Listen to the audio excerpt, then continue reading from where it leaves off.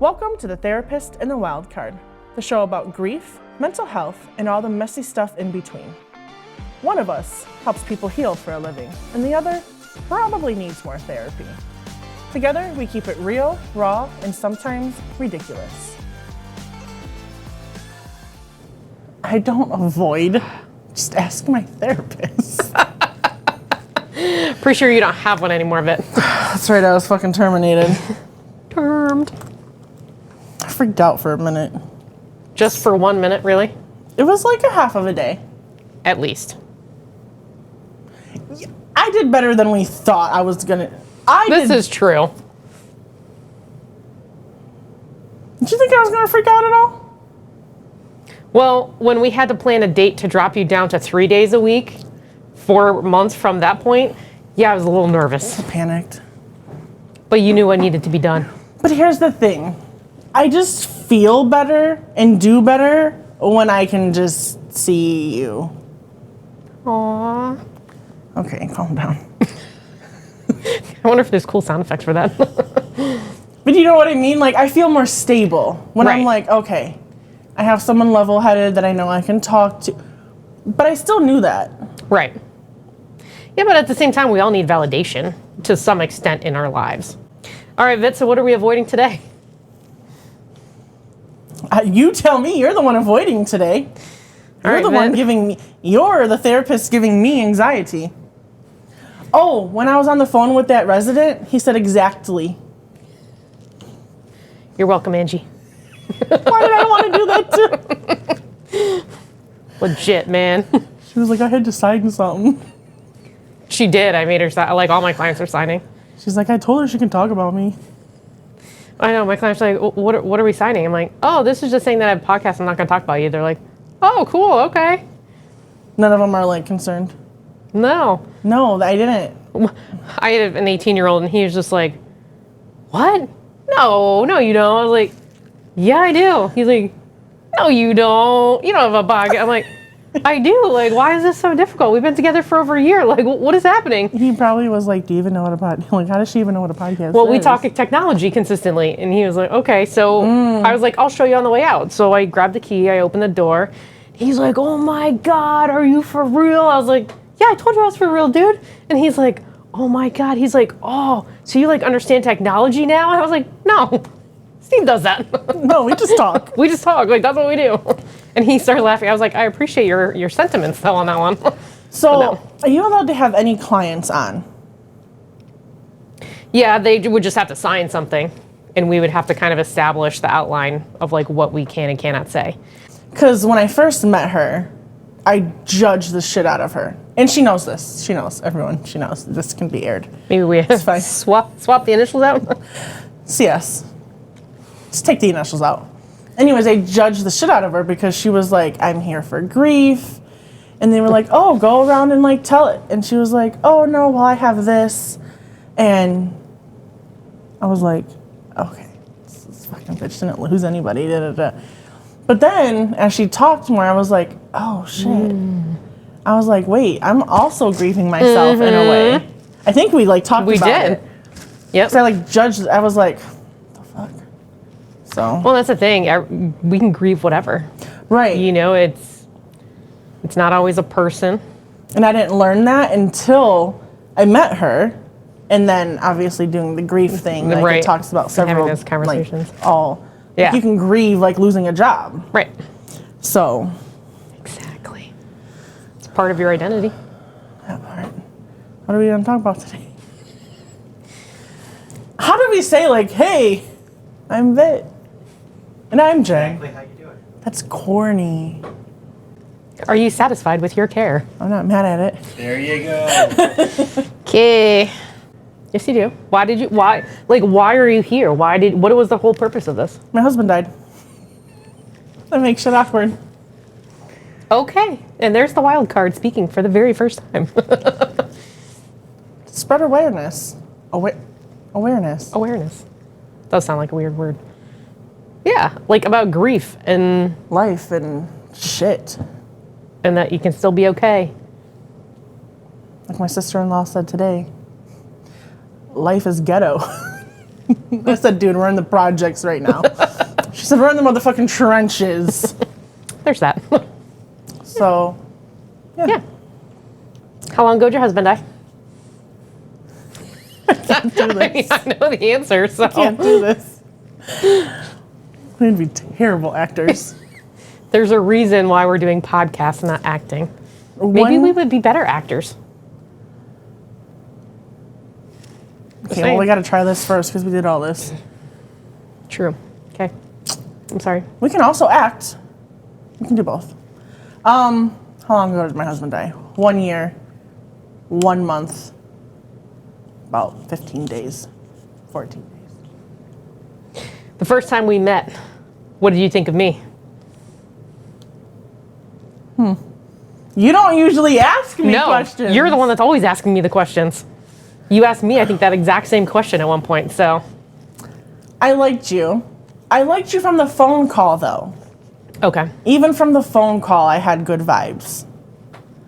And plus, in my book, if you're responsive, that gets you a lot of points. Because I had sent a lot of people. Oh no, my camera's there now.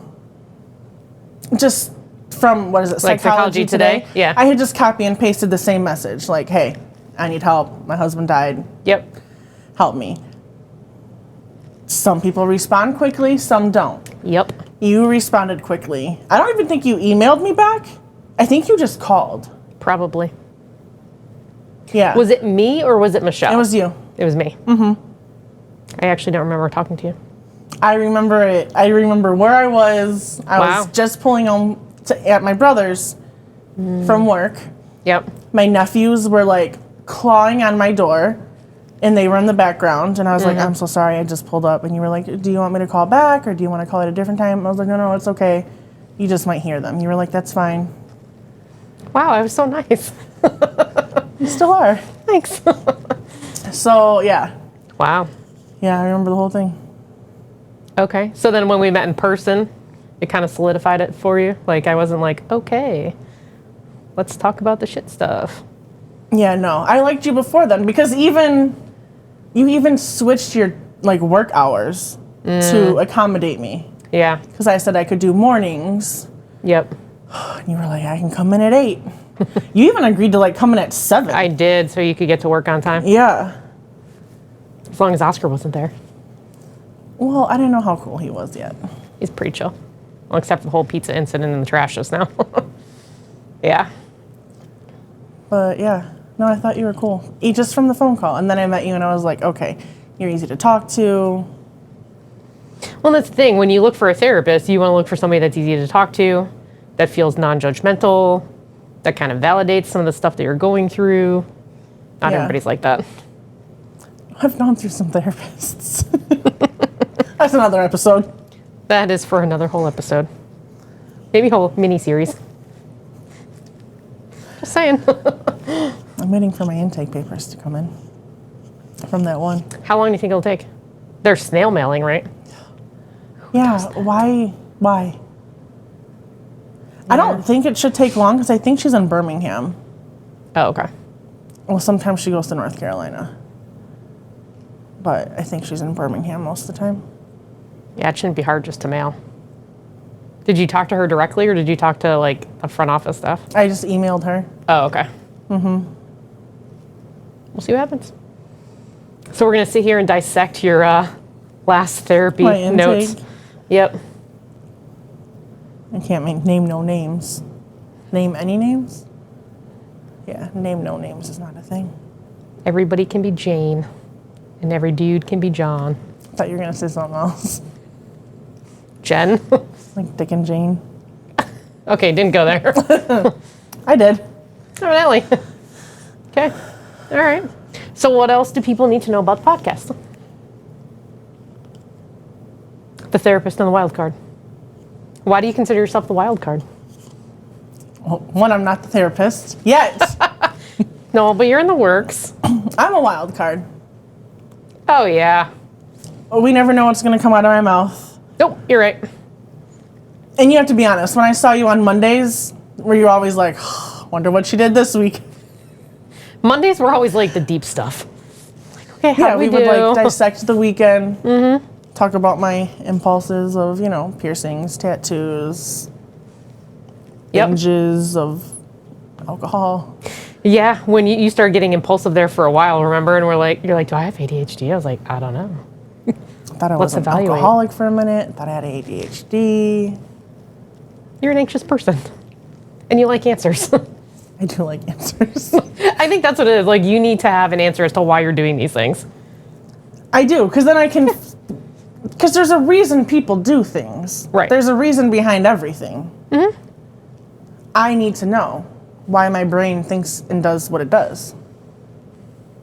Do you feel like you have a lot of answers now or no? Yeah. Okay. Grief will fuck you up. Yeah, well. I didn't realize how much, not just grief, but different things can affect you. And like how they affect, like, I didn't know grief could affect your memory, your sleep, your this, your that, everything. Yeah. Like, who knew? Like, I thought it was just you miss somebody, they're not here. Right. No. Time management went out the window. Can't stay organized. Oh my God. I used to be so type A. Right. I'm like type Z and a half. I feel like that book, The Grief Day by Day, Yeah. I feel like that was really an eye-opener for me. But I think it was for you too, because like that person was like basically explaining everything that you're doing. Literally. Like, so you're normal. Look at that. You're just grieving. It's okay. That's all. Was I your first, like, grief client? Major grief like this, yes. I mean, really, I've only been in practice for less than 2 years. Right. Well, about 2 years now. When So did I you started seeing open? client- January of 2024, but I started seeing clients like in December virtually. Maybe November. So almost a year. Almost 2. That's what I meant. That's totally what I meant. I know. That's what helping you out. I got you. Always have. It's fine. It's fine. But I have to consciously say, okay, no, like I'm not. When you FaceTime people, do you look at them or yourself? Both. Okay, that's fair. I flop back and forth kind of. Same with when I'm on a virtual call with a client. So, like, when I virtual call you for your appointments, certain people I look at myself more. Okay. Your virtual appointments, I feel like in the beginning, before I like knew you, I looked at myself more. Okay. And then I got comfortable and I was like, I mean, you've seen my hair and towels, I know. I'm like, I think you were sick one time. bonnets. And you were in bed. And I was like, well, we can still do virtual. You're like, okay. And you're like, I don't have a bra on. I was like, okay. I'll put it out there now. Yeah, I remember that. Right? I think you were sick or something, and we still just did the virtual. I don't like virtual. I'm not a huge fan. It's not my favorite.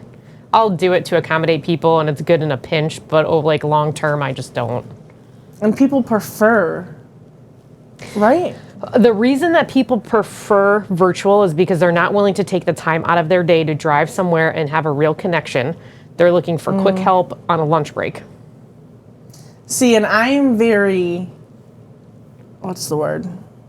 I like connection. Connection. Right. I mean, could you imagine if we started virtually on all our sessions? Do you think that you would be where you are today?